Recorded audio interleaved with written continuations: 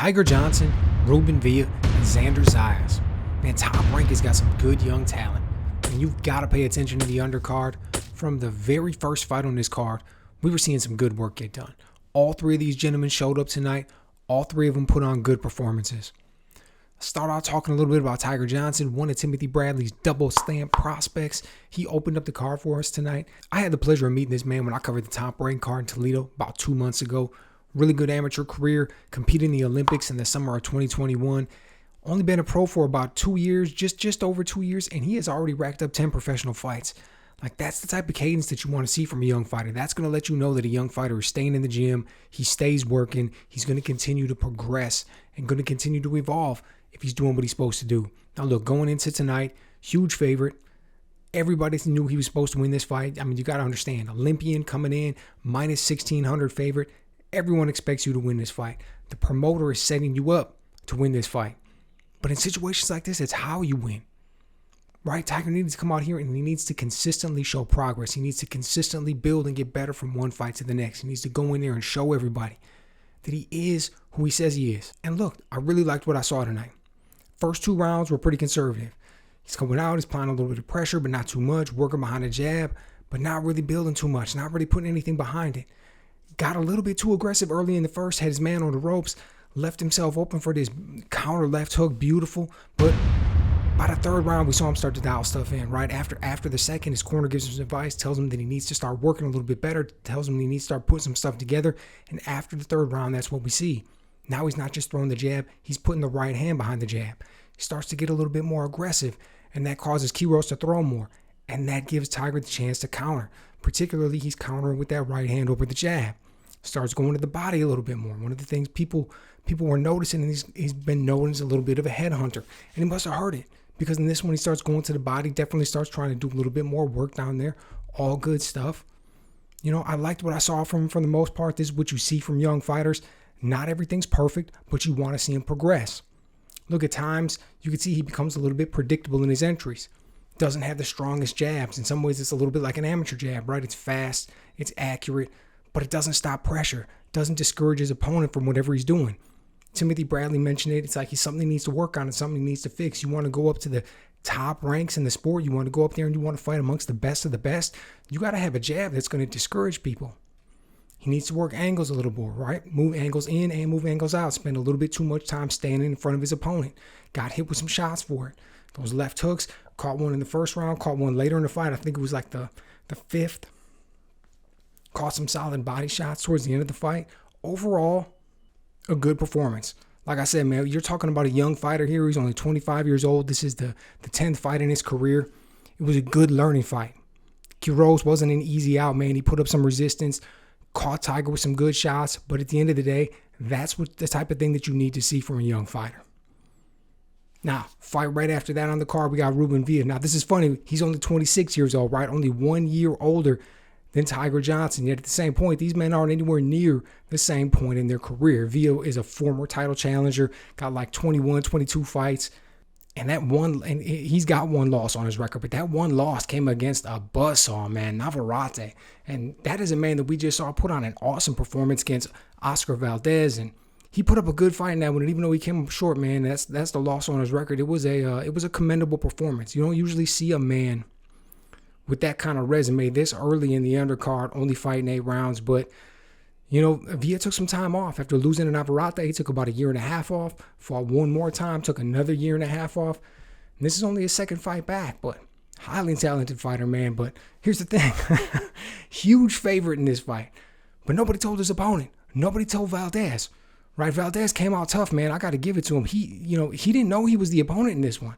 He didn't realize that Villa was the huge favorite. Nobody came back in the dressing room beforehand, told him he was supposed to lay it down, because he came out in this fight, and from the opening bell, he was throwing hard shots.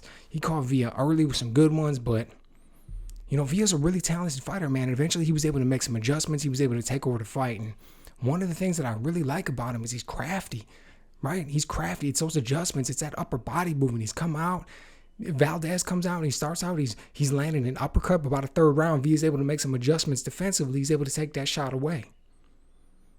Valdez was seeing some success coming forward. Villa makes some adjustments. He starts coming forward, starts backing Valdez up. All of a sudden, Valdez can't get off as much.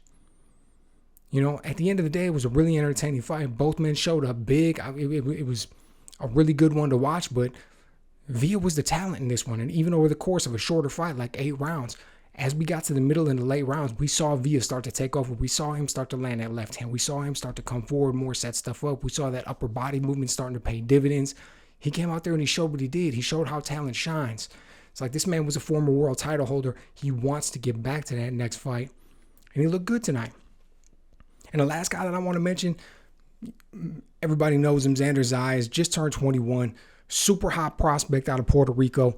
Although I will say this, after tonight's win, he said that he officially has moved up. He's no longer a prospect. He's a contender. Right? Junior middleweight. And I get it, man. He looked good tonight, dude. Look, his opponent, Valenzuela, he came out there. What are you going to do? He tried. He's applying pressure. I think he was trying to rush Zayas, trying to get him to make a mistake. But Xander stayed calm, showed poise out there, which is something, again, that's something you want to see from a young fighter. That's something these promoters are looking for. That's something your trainer needs to see. They need to see that, especially as a young guy, that you're not going to get flustered. You're known for having quick hands. You're known for being athletic. You're known for getting things off. What's going to happen when pressure starts to get applied? Is that what you're going to go to? Because you're going to blow out all your energy, man, particularly if it's early in the fight. That's not going to go well. But we saw him. He stayed calm out there. He stayed poised. Phenomenal jab. Fast, accurate, powerful. Man, he was scoring points, doing damage. It was messing up Valenzuela's offensive rhythm. I love that jab. Right? He was keeping his right hand high when he was using it. It's like he was using it offensively. He was backing up with full steps, backing up with half steps. He was countering with it. Scored a knockdown with just a shotgun jab. Like, beautiful stuff. He's putting combinations together. He's laying in the left hook. And eventually, he just opens up this ferocious cut on Valenzuela's nose, man. And, the doctor's in there looking at it. Everybody's talking about it. It goes into the next round, but eventually the ref just stops. And it's like, you could make the argument that they should have let this fight go on. You could make the argument that, look, it's underneath his eyes. It's not affecting his vision. Why are you going to stop it? But he was just getting battered out there anyways. This dude was losing a lot of blood in a very short period of time. I mean, what are you going to do, right? But at the end of the day, this is the type of the performance where you walk away and you say you saw everything that you wanted to see from a young fighter. I mean, look, you can go to the gym. You can see if a guy's athletic. You can see if he's got power. You can see if he's got speed.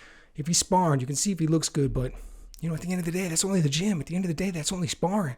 And there has been a lot of guys that have looked great in the gym that just didn't have it when the lights were on. But once the light comes on, then all of a sudden you see a guy like Xander Zayas, a guy who's got it all in the gym, and then in a fight like tonight, best performance we've seen from him so far, shows it all, shows the offense, shows the defense, shows the intangibles like the patience. But he lets his hands go. Goes out there, stays poised and calm, but he puts in some good work. When Valenzuela tried to turn up the pressure, he didn't fold, and he didn't get careless with his shots. He didn't just try to resort to the athleticism. He picked his shots beautifully. He looked like a professional out there. He put it all together. Just because a fighter's getting brought along by the promoter, just because a fighter is setting a fighter up to, just because a promoter is setting a fighter up to win, right? And what I mean by they're putting them in there, like these 3 fighters that we've mentioned tonight, Tiger Johnson, Ruben Villa, and Xander Zayas, all of these fighters were expected to win. You could tell when you looked at the lines, they were massive favorites. That is the promoter going in there, and he's setting up these fights for these fighters to win. But that doesn't mean that these fighters are always going to make the necessary preparations. That doesn't mean these fighters are staying in the gym, they're staying hungry, they're doing what they're supposed to do, and that they're evolving and progressing at the rate that they're supposed to. And that's what these fights are supposed to tell. Because as a fighter moves along and fights more difficult competition, you're going to see whether or not he has every tool in the toolbox. You're going to see where all of a sudden he starts to come up short or where he continues to shine. All 3 of these men tonight, we saw them all continue to shine. Now look, we look at a guy like Tiger Johnson. I mentioned he's still got some flaws. We talk about a guy like Ruben Villa. Is he ready to challenge for the title yet? No. Is a guy like Xander Zayas ready to challenge for the title yet? I mean, if Tim Tszyu are we talking about all of a sudden he should be fighting Tim Tszyu? No, not by any stretch of the imagination. But we're seeing these young fighters progress. We're seeing them get better. We're seeing them evolve. And we know that they're getting primed for it. They're getting ready. They're getting groomed to get these title shots.